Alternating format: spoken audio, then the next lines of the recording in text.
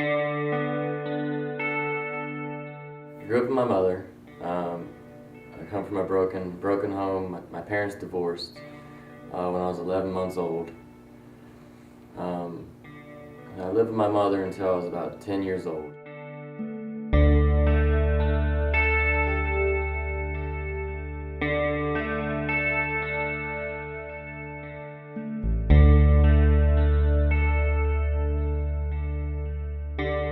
Even through all those early years of my life, going back and forth between my mother's house and my father's house, I really learned how to be two different people, depending on where I was. At my mother's I could be more relaxed. At my dad's I was expected to be, I was controlled more. So I couldn't play as freely as I did at my mother's. I was more isolated at my dad's. So all in my early years I really learned to be almost two different people. And it was at the age around 15 or 16 when I learned that the way to get his approval and to have a friendship with my father, and for him to not be a controlling man that he was before, was to do that through drugs and alcohol. I think it was a little bit hard for him going house to house, because he would spend a week with his stepdad or his dad and then come to us for another week. So going back and forth, I think sometimes was hard for him to adjust. Got my own apartment with another guy, and that's where the partying really began. Really started using a lot of hallucinogens, ecstasy, acid, still drinking, still smoking weed, just doing whatever I wanted to do. I can remember my 9th and 10th grade year. His attitude completely changed. He became a different person. He was distant.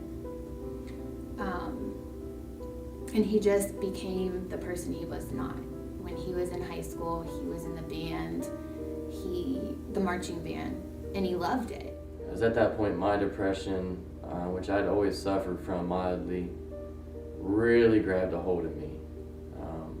I started spiraling downhill really fast.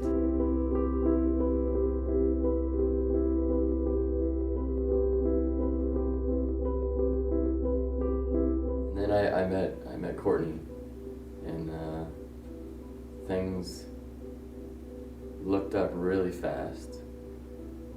She was an amazing person, real strong-willed woman, but I was still using. But I wasn't using that much, just enough so I didn't get sick. His stepmom called me and let me know he had come up missing, was walking somewhere, we didn't know where he was, so that's the first time I found out he was using drugs. And just the drugs had taken a hold of who he was. And I said, look, you can't stay here anymore, I've got kids, this isn't gonna work. You've gotta go take care of yourself, and don't worry about us, you just need to take care of yourself right now. The idea of going to the Refuge in a 13th month program, faith-based, really seemed crazy.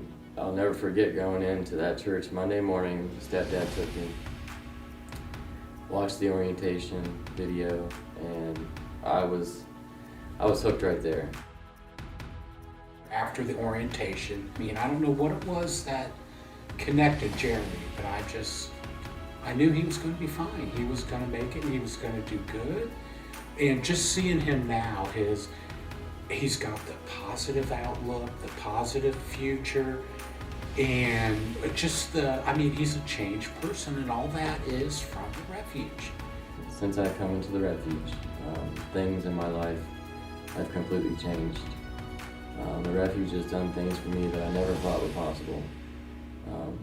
They've given me a new hope, a new aspect of how my life is, a new way to think about things, a new relationship that I never thought I'd have with a father that I never knew I had, being God.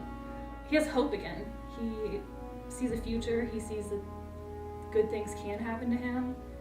He thinks that he can overcome the addiction. He knows that he can beat this. I've acquired friendships with people that I never would have chose on the streets.